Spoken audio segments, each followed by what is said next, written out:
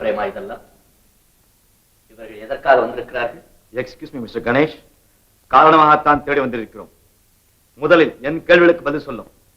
நீர் பரோபகாரத்தை உமது எதிரியாக கருது உண்டா? நோ. சட்டத்திற்கு விரோதமாக அவரை உமது பாதாளரில் கூட்டி வைத்தது உண்மைதானா? இல்லை. அவரை தாங்க முடியாத தொல்லைக்கும் சித்திரவதைக்கும் ஆளாக்கியது? கிடையாது. பொய், பொய், 100க்கு 100 பொய். எங்கே என்னை பார்த்து சொல்லுங்கள். நீங்கள் என் தந்தையை இந்த வீட்டின் கீழே இருக்கும் சிறையில் அடைத்து வைக்கவில்லை. அவர் மனம் புண்பட வேண்டும், அவர் குலம் பூண்டோடு அழிய வேண்டும் என்பதற்காகவே என்னை நீங்கள் மணந்து கொள்ளவில்லை. பிரேமா, ஆஹா, அதட்டல், உருட்டல், மிரட்டல், இவைகளுக்கெல்லாம் நான் பயந்து நடுங்கி வாழ்ந்த காலம் மலையேறிவிட்டது. அதிகாரி அவர்கள், இவர்தான், இந்த பொல்லாதவர் தான் என் தந்தையை பூட்டி வைத்தார். உண்மையை நான் தெரிந்து கொண்டேன். அதை அறிந்த இவர் நேற்று திடீரென்று என் தந்தையை கடத்தி விட்டார். யாருக்கும் தெரியாமல் எங்கேயாவது கொண்டு போய் அவரை கொலை செய்திருக்க வேண்டும். கேளுங்கள் இவரை, நீங்களே கேளுங்கள். மிஸ்டர் கணேஷ், உங்கள் மனைவியே உங்களுக்கு எதிராக இருக்கும் பொழுது இனியும் சமாளித்து பயனில்லை. இந்த குற்றச்சாட்டுகளை எல்லாம் ஒப்புக்கொள்கிறீர்களா இல்லையா? என்ன சொல்கிறேன்?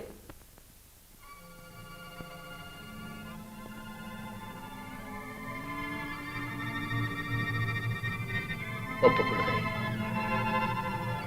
ஒப்புக்கொள்கிறேன். அவனை கொலை செய்யவில்லை என்பதை தவிர அனைத்தையுமே ஒப்புக்கொள்கிறேன். பரோபகாரத்தை படாத பாடுபடுத்தினேன். பட்டுமத்தையிலே படுத்து புரண்ட அவனை இருட்டு சிறையிலும் ஈரத்தரையிலும் உடல வைத்தேன். ஏன்? எதற்காக? கடமையை ஆற்ற வந்திருக்கும் கனவான்களே, நீங்கள் இதுவரை குற்றவாளிகளை கையும் களவுமாக பிடித்துத்தான் அனுபவம் பெற்றிருப்பீர்கள். ஆனால் இன்று அவன் இருதயத்தை தெரிந்து எதற்காக அந்த குற்றத்தை செய்தான் என்ற சோக வரலாற்றை தயவு செய்து கேளுங்கள். என் பிரியமுள்ள பிரேமா, நீ நினைத்துக் கொண்டிருக்கிறாய் உன் தந்தை உத்தமன், சத்தியம் தவறாதவன், ஊருக்கு உழைப்பவன் என்று. ஆனால் உண்மை அதுவல்ல பிரேமா. பரோபகாரம், குதூகலம் நிறைந்திருந்த என் குடும்பத்திலே கொடுமை தலைவிரி கோலமாய் தாண்டவமாடச் செய்த கொலைபாதகன், கொடும்பாவி. ஆமாம் பிரேமா, சொல்லுவதற்கு நான் கூசுகிறது, நினைப்பதற்கே நெஞ்சம் கூறுகிறது. என் தந்தை ஊரில் இல்லாத சமயம் என்னை பெற்றெடுத்த மாதாவையும் தந்தை கற்பழிக்க முயன்றான் பிரேமா, கற்பழிக்க முயன்றான். புத்திமான், கல்விமான், நீதிமான் என்றெல்லாம் நீ நினைத்துக் கொண்டிருக்கிறாயே, அந்த உன் அப்பாதான் மறுநாள் நியாயம் கேட்க சென்ற என் அப்பாவை பொய் குற்றம் சுமத்தி சட்டத்தை வளைத்து சிறைச்சாலைக்கு அனுப்பினான். அது மட்டுமல்ல, என் தந்தை சாவதற்கும் காரணமாயிருந்தார். ஆமாம் என் கண்ணே, என் தந்தை மாண்டார் உன் தந்தையார். அந்த இள வயதிலே, உன்னை போன்ற மங்கை பருவத்திலே, கணவனும் மனைவியுமாக சேர்ந்து குழலையும் யாழையும் வெல்லும் பிள்ளை கனியமுதின் மழலை மொழி கேட்டு பிறவி பயனை அடைந்திருக்க வேண்டிய அந்த இன்பகரமான நேரத்திலே என் தாய் பொட்டிழந்தாள், பூவிழந்தாள், பொறிவிழந்தாள், ஐயோ வாழ்வையும் இழந்தாள். ஆனால் கொண்ட குறிக்கோள் ஒன்றை மட்டும் இழந்தாள் இல்லை. எனக்கு பாலூட்டும் போது பரோபகாரத்தை பழிவாங்க வேண்டும் என்ற எண்ணத்தையும் சேர்த்து ஊட்டினாள். என்னை தொட்டிலே இட்டு தாளாட்டும் போது அதே கருத்தலை பாட்டாக கொண்டு பாடி காட்டினாள். நான் வளர்ந்தேன், பரோபகாரத்தை பழிவாங்க வேண்டும் என்பதற்காகவே வளர்ந்தேன். இறுதியில் என் அன்னை சாகும் தருவாயில் என்னை அருகில் அழைத்து, பரோபகாரத்தால் உன் தந்தை 7 மாதங்கள் சிறையில் வாடினாரடா என் கண்ணே, அதை போல் நீ வைக்கும் சிறைச்சாலையில் அவன் 7 வருடங்கள் வாட வேண்டும், வதங்க வேண்டும், துடிக்க வேண்டும் என்று எனக்கு ஆணையிட்டு விட்டு கண்ணை மூடினாள் என் அன்னை. நீ சொல் பிரேமா, நீங்கள் சொல்லுங்கள் அதிகாரிகளே, பெற்ற தாயை போல் இந்த உலகத்தில் கண் கண்ட தெய்வம் வேறு என்ன இருக்கிறது? அந்த தெய்வமே எனக்கு ஆணையிட்டு விட்டது. பிறகு நான் யாருப்பட வேண்டும்? எதற்காக நான் தயங்க வேண்டும்? பரோபகாரத்தை தேடினேன், கண்டுபிடித்தேன், பழி வாங்கினேன்.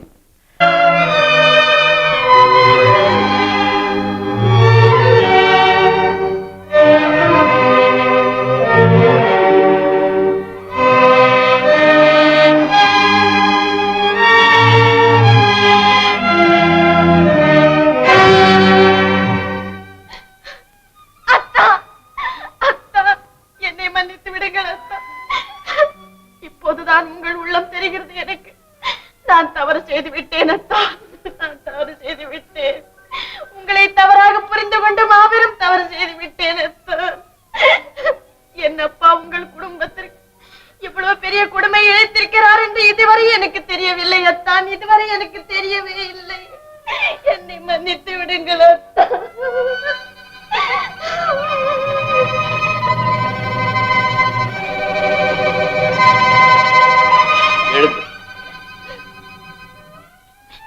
நான் மன்னிப்பதற்கு என்ன இருக்கிறது?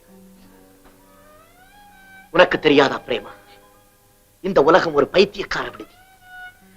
அதில் பண பைத்தியம், காம பைத்தியம், பக்தி பைத்தியம், இப்படி பல ரகம். அதிலே நான் தாய்ப்பாசம் என்னும் பைத்தியத்தால் தாக்கப்பட்டு அலைந்தேன். நேற்று உன் அப்பாவை விடுவித்து அவரிடம் நான் தான் உமது மருமகன் என்று சொல்லிக் கொள்ளலாம் என்று நினைத்து ஓடினேன். ஆனால் அதற்குள் அவர் தப்பிவிட்டார், எப்படியோ தப்பிவிட்டார். இந்த மோதிரம் யாருடையது என்று கூற முடியுமா அம்மா? இது என் அப்பாவுடையதுதான். சரி, இந்த கடிதங்கள்? இவையும் என் அப்பாவின் பெயருக்கு வந்தவைதான். Sorry mister Ganesh. ஒரு அதிர்ச்சியான செய்தியை தாங்க மனதை தயார் செய்து கொள்ளுங்கள். உங்கள் அப்பா கொலை செய்யப்பட்டு விட்டார். அவருடைய பிரேதத்தை நாங்கள் கண்டுபிடித்து விட்டோம். ஆனால் அது அழுகி விட்டது. இருக்க முடியாது, இருக்க முடியாது. பிரேமா, உன் அப்பா சாகவில்லை. அதிகாரி அவர்களே, நான் சொல்வதை நம்புங்கள். நேற்றிரவு கூட நான் பரோபகாரத்தை உயிரோடு பார்த்திருக்கிறேன். அப்படி இருக்க அவர் எப்படி கொலை செய்யப்பட்டிருக்க முடியும்? அப்படியே கொலை செய்யப்பட்டிருந்தாலும் அந்த பிரேதம் இதற்குள்ளாக எப்படி அழுகி இருக்க முடியும்? எப்படி நம்ப முடியும் மிஸ்டர் கணேஷ்? பரோபகாரம் உம்மால் கடத்தி வரப்பட்டவர். அவரே இப்போது கொலை செய்யப்பட்டிருக்கிறார். நாங்கள் உம்மை சந்தேகிக்கிறோம். இல்லை இல்லை, பரோபகாரத்தை நான் கொலை செய்யவில்லை. இருக்கலாம் மிஸ்டர் கணேஷ். நாங்கள் கடமையை செய்ய வேண்டும். சொல்ல வேண்டியதெல்லாம் நாளை வழக்கு மன்றத்தில் சொல்லுங்கள்.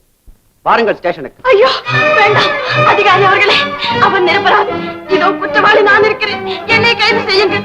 தாலி கட்டிய கணவனுக்கே துரோகம் செய்துவிட்ட கொலைபாதகி நான் இருக்கிறேன். அவரை விட்டு விடுங்கள். என்னை கைது செய்யுங்கள். Come on mister Ganesh.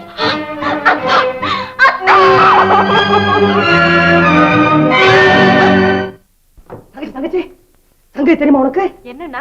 நம்ம பரோபகாரம் கொலை சம்பந்தமா கணேச அரெஸ்ட் பண்ணிருக்காங்களா? அந்த ஊமை பொண்ணையும் பிடிச்சிட்டு போயிட்டாங்களா?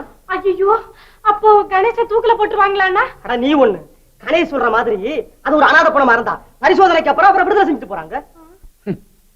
விடுதலை? பிரேதத்தை அப்புறப்படுத்தி விட்டால், உண்மையை மறைத்து விட்டால் ஜெயம் நமதே, நமதே ஜெயம். ஜெனரல் ஆஸ்பத்திரியில் தீ விபத்து. பிரேத பரிசோதனை கட்டிடம் தீக்கிரையான மாயம். பரோபகாரத்தின் பிரேதம் என்று போலீசாரால் கருதப்பட்டு இன்று பரிசோதனை செய்வதற்காக எடுத்து வைக்கப்பட்டிருந்த உருக்குலைந்த பிரேதமும் தீக்கிரையானது.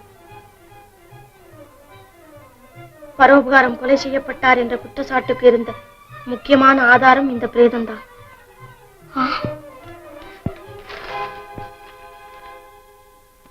இதோ பாருங்கள் அத்தா, நீங்கள் குற்றவாளி என்று நிரூபிக்க இருந்த அந்த பிரேதம் கூட பஸ்மமாயிடுச்சா. எல்லாம் நம்ம நல்ல காலம் தான். பைத்தியக்காரி, நல்ல காலம் இல்லை, அழிவு காலம் என்று சொல்றோம். ஏனத்தா? உன் தந்தையை நான் கொலை செய்யவில்லை என்பதற்கு ஒரே அத்தாட்சியாக இருந்தது அந்த பிரேதம் தான். இப்போது அதுவும் அழிந்து விட்டதென்றால் நமக்கு ஆபத்து பிரேமா, நமக்கு ஆபத்து. இப்ப நாம என்னத்தான் செய்யறது? கவலைப்படாது, உண்மை என்றுமே தோற்றதில்லை. அம்மா டைம் ஆச்சு.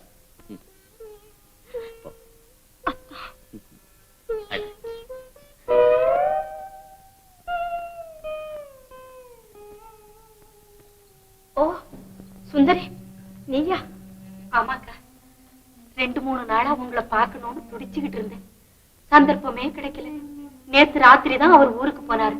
உங்களை பார்க்கலான்னு வந்தேன். இந்த சமயத்துல ஆறுதல் சொல்ல நீ ஒருத்தியாவது இருக்கிறேன்னு சந்தோஷப்படுற சுந்தரி. கவலைப்படாதீங்க அக்கா, இன்பம் தனியா வரும், துன்பம் துணையோட வரும்னு பழமொழி சொல்லுவாங்க. அது உங்க விஷயத்துல சரியா போச்சு. ஆமா, அது என் விதி பயன். அத மதியால மாத்த முடியுங்கிறதுலதான் வாழ்க்கையோட வெற்றியே அமைஞ்சிருக்கு.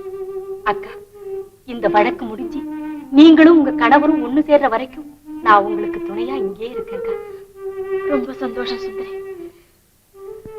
தெரிந்து கொள்ளும் பரோபகாரம் இனி உண்மை நாய் கூட இழுத்து செல்லும். அதனால் தான் நீயும் என்னை இழுத்து வந்திருக்கிறாயா? கடுகு சிறுத்தாலும் காரம் போகாது என்பார்கள். இதனால் வரை தலைமறைவாயிருந்தீர், தப்பித்தீர். இந்த இடைக்காலத்தில் உமது மகளுக்கு நேர்ந்த நிகழ்ச்சிகளை கேள்விப்பட்டீரா? என்ன நேர்ந்தது? எந்த கொடுமைக்காரன் உண்மை சிறை வைத்திருந்தானோ அதே கொடுமைக்கார கணேஷ் உன் மகள் கழுத்திலே தாலி கட்டியிருக்கிறான். இல்லை இல்லை, தூக்கு கைக்கு மாட்டியிருக்கிறான். பரவாயில்லை, உன்னிடமிருந்து அவள் தப்பித்தாளே, அதுவே போதும். குறும்புக்கார கிழவர் கணேஷ் இப்போது பிரேமாவுடன் பள்ளி அறையிலே இல்லை, குற்றவாளியாக நீதிமன்றத்திலே நிறுத்தப்பட்டிருக்கிறான். குற்றவாளியாகவா? ஆம், பாதாள சிறையிலிருந்து பரோபகாரம் தப்பிச் செல்லவில்லை, கணேசனால் படுகொலை செய்யப்பட்டார் என்று வதந்தி கிளப்பிவிட்டு எல்லோர் கண்களையும் ஏமாற்றி விட்டேன். இப்போது நீர் இறந்த மனிதர், பரோபகாரம் இறந்த மனிதர். பாவி, பிரேமா உனக்கு என்னடா கெடுதல் செய்தான்? அவள் வாழ்வையே பாழாக்கி விட்டாய். என்னை விட்டுவிடு. நான் அவளை பார்க்க வேண்டும். என்னை விட்டுவிடு. விட்டு விடுகிறேன். ஆனால் இப்போது இல்லை. விசாரணை முடிந்து கணேஷ் தூக்கிலே தொங்கும் போது, விதவையான உமது மகள் அவனுக்காக கதறி அழும்போது உம்மை விடுதலை செய்கிறேன். அந்த காட்சியை கண்டு கழிக்க. கோட்டார் அவர்களே, இது குற்றவாளி குண்டிலே இருக்கும் மிஸ்டர் கணேஷ் பரோபகாரத்தை படுகொலை செய்து பிரேதத்தை கிணற்றிலே போட்டார் என்பதை இதுவரை போதுமான சாட்சியங்களோடு திட்டவட்டமாக நிரூபித்திருக்கிறேன். ஜூரர் ஸ்தானத்திலே இருக்கும் கனவான்களே, இது போன்ற கொடுமையான குற்றங்களுக்கு மரண தண்டனை போன்ற சட்டம் விதித்திருக்கும் கடுமையான தண்டனையை விதிக்காவிட்டால் சமுதாயத்திலே சலக்கர்களின் தொகை மறைந்துவிடும், சண்டாளர்களின் தொகை பெருகிவிடும். எனவே நான் உங்களை எல்லாம் வேண்டி கேட்டுக் கொள்கிறேன், உகந்த முறையில் தீர்ப்பளித்து இந்த நாட்டு நீதியை நிலைநிறுத்துங்கள், நேர்மையை நிலைநிறுத்துங்கள். மிஸ்டர் கணேஷ், வக்கீலின் துணையின்றி நீரே உமக்காக வாதாட இருப்பதா உம்மிடம் சில கேள்விகளை கேட்க விரும்புகிறேன். பரோபகாரத்தை நீர்தான் கொலை செய்தீர் என்ற குற்றச்சாட்டிற்கு என்ன சமாதானம் கூறப் போகிறீர்? புதிதாக என்ன சொல்லப் போகிறேன்? சொல்லியதையே திரும்பவும் சொல்லுகிறேன். அடிமேல் அடி கொடுத்தால் அம்மியும் நகரம் என்ற அசட்டு தத்துவத்தின் அடிப்படையில் அல்ல. அப்படியாவது இங்கு வீட்டிற்கும் மேன்மைக்குரியவர்கள் உண்மையை உணர மாட்டார்களா என்ற நப்பாசையின் பெயரில் கூறுகிறேன். பரோபகாரத்தை நான் கொலை செய்யவில்லை, நான் கொலை செய்யவில்லை, நான் கொலை செய்யவில்லை. இதை நிரூபிப்பதற்கு உம்மால் சாட்சியம் காட்ட முடியுமா? சாட்சியம்? என் மனசாட்சி அல்லாது வேறொரு சாட்சியம். சாட்சிக்கு நான் எங்கு போவேன்? துலாக்கோல் நிலையிலிருந்து நீதி வழங்கப் போகும் தூய்மையாளர்களே, பரோபகாரத்தை என் வீட்டு பாதாள சிறையிலே வைத்து பூட்டியதென்னவோ உண்மை. இவ்வளவு பெரிய குற்றத்தை ஒப்புக்கொண்ட நான் அவரை கொலை செய்தேன் என்பதை மட்டும் ஏன் மறுக்க வேண்டும்? அதை எண்ணி பாருங்கள், ஒரே ஒரு கணம் எண்ணி பாருங்கள். பிறகு என் மனோநிலையை நீங்களே நன்றாக புரிந்து கொள்வீர்கள். நிச்சயம் புரிந்து கொள்வீர்கள். மிஸ்டர் கணேஷ், உணர்ச்சி வசப்பட்டு பேசுவது மட்டும் உண்மைக்கு உத்தரவாதம் அளிக்காது. உமது வாதம் பிரத்யட்சமானதாக இருக்க வேண்டும். உமது பாதுகாப்பில் இருந்த பரோபகாரத்தை நீர் கொலை செய்யவில்லை என்றால் அவர் என்ன ஆனார், எங்கே போனார்? அதைத்தான் நானும் கேட்கிறேன். என்னை எதிரியாக நினைத்துக் கொண்டு என் பாதுகாப்பிலே இருந்த பரோபகாரம் திடீரென மறைந்து விட்டார். கனம் கோட்டார் அவர்களே, இங்குதான் எனக்கு ஒரு சந்தேகம். என்னை பழிதீர்க்க வேண்டும் என்ற எண்ணத்தோடு பரோபகாரம் ஒரு அழுகி போன பிரேதத்தை கண்டெடுத்து அதை என் வீட்டு கிணற்றுக்குள்ளே ஏன் போட்டிருக்க கூடாது? அது மட்டுமல்ல, பிரேதம் யாருடையது என்று பரிசீலனை செய்வதற்கு முன்பே திடீரென பிரேத கிடங்கு பற்றி எறிந்திருக்கிறது. ஏன் நீங்கள் இப்படியெல்லாம் சந்தேகப்பட வேண்டும்?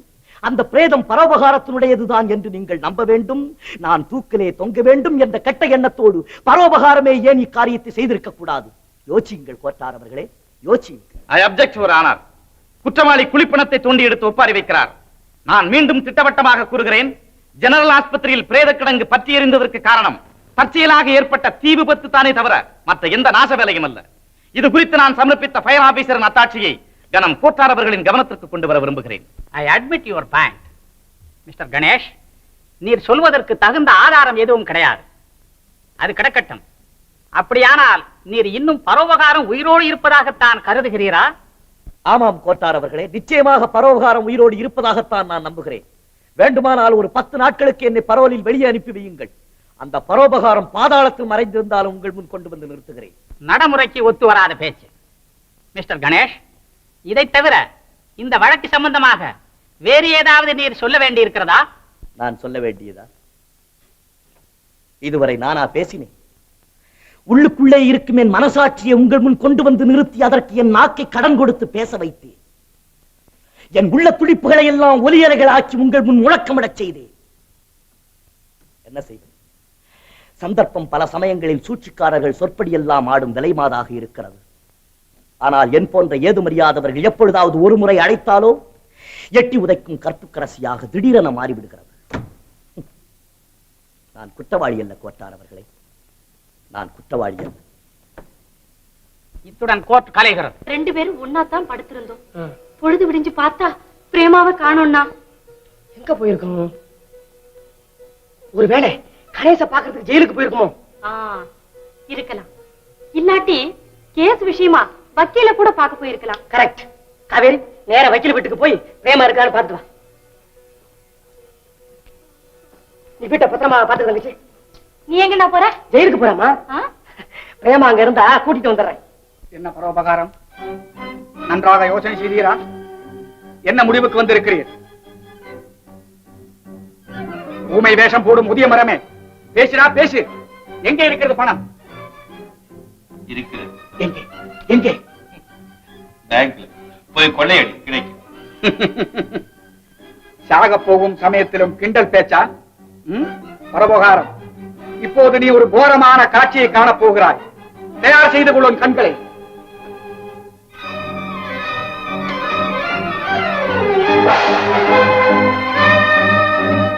பிரேமா, பிரேமா,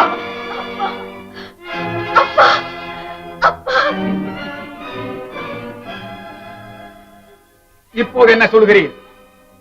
எங்கே இருக்கிறது பணம்? சொல்லாதீர்கள் அப்பா. ஒரு அயோக்கியனின் மிரட்டலுக்கு பணிந்தோம் என்பதை விட அவன் கையால் சாவதே மேல்.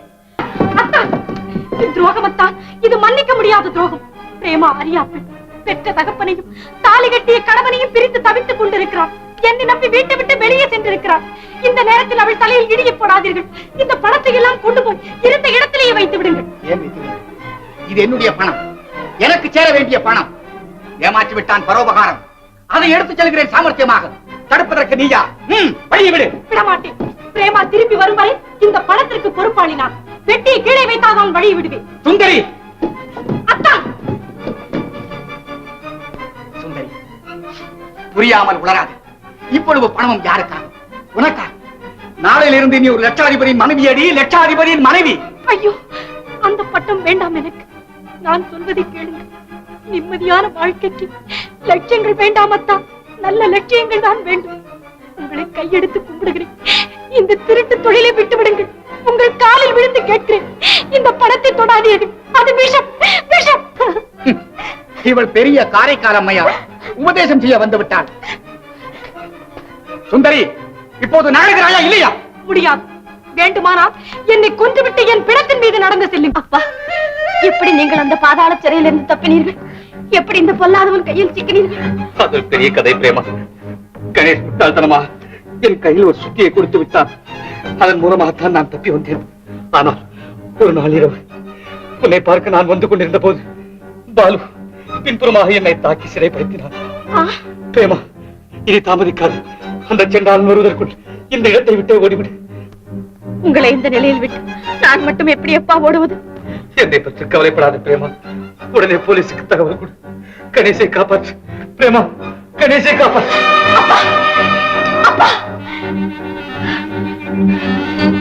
விட்டு விடுங்க, விட்டு விடுங்க. என் உயிர் போனாலும் பெட்டியை கொடுக்க மாட்டேன். சுந்தரி, விளையாடாதே. என் பேச்சை கேள். இந்த விஷயத்தில் நான் கேட்க மாட்டேன். கொடுங்க. சுந்தரி, நெருப்போடு விளையாடாதே. நான் சோபக்காரன். ஐயோ தங்கச்சி. ஜென்டில்மேன் ஆஃப் தி ஜூரி, இரு கட்சி வாதங்களையும் நேற்று நீங்கள் கேட்டீர்கள். கணேஷ் தான் பரோபகாரத்தை கொன்றது என்பதற்கு பிராசிக்யூட்டர் போதுமான சாட்சியங்களை காட்டியிருக்கிறார். ஆனால் கணேஷ் தான் திரும்ப திரும்ப குற்றவாளி அல்லவென்று சொல்லுகிறாரே ஒழிய அதை நிரூபிப்பதற்கு அவரிடம் தக்க சாட்சியங்கள் எதுவுமே இல்லை. ஆகவே இருதரப்பு வாதங்களையும் கொண்டு கணேஷ் குற்றவாளியா அல்லவா என்று முடிவு சொல்ல வேண்டியதை உங்கள் பொறுப்பில் விடுகிறேன். இல்லை இல்லை, கணேஷ் குற்றவாளி இல்லை. பரோபகாரம். கனம் கோட்டார் அவர்களே, நான் தான் பரோபகாரம். நான் தான் பரோபகாரம். நான் சாகவில்லை, தப்பிவிட்டேன். What is this confusion? ஆமாம் நீதிபதி அவர்களே, உண்மையிலேயே இவர் பரோபகாரம் தான். நான் இந்த வழக்கை தள்ளுபடி செய்கிறேன். I object. இவர் ஆனார் பரோபகாரம் உயிரோடு இருப்பதால் கணேஷ் மீது சுமத்தப்பட்டுள்ள கொலை வழக்கை தள்ளுபடி செய்வதில் அர்த்தம் இருக்கிறது. ஆனால் அதற்கு முன்பாகவே பரோபகாரத்தை சட்டவிரோதமாக கடத்தி வந்து பாதாள சிறையிலே வைத்து சித்திரவதை செய்திருக்கிறார் கணேஷ். எனவே கனம் கோட்டார் அவர்கள் இந்த வழக்கு முழுவதையும் தள்ளுபடி செய்து நான் கடுமையாக ஆட்சேபிக்கிறேன். கனம் கோட்டார் அவர்களே, நான் கடுமையாக ஆட்சேபிக்கிறேன். மன்னிக்கவும், மன்னிக்கவும் நீதிபதி அவர்களே. கணேஷ் என்னை கடத்தி சென்றது வாஸ்தவம் தான். ஆனால் அதை பற்றி நான் போலீசிடம் புகார் செய்யவில்லை. கோத்தார்களே, தயவு செய்து கணேஷை மன்னித்து விடுங்கள். அவரை விடுதலை செய்யுங்கள். கணேஷை விடுதலை செய்து இந்த வழக்கை தள்ளுபடி செய்கிறேன்.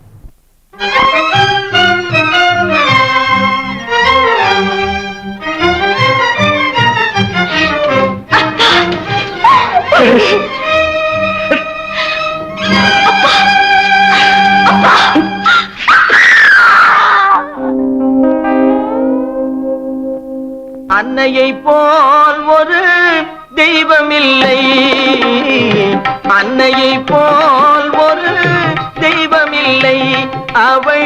அடித்தொழ மறப்பவர் மனிதரில்லை, மனிதரில்லை, மண்ணில் மனிதரில்லை.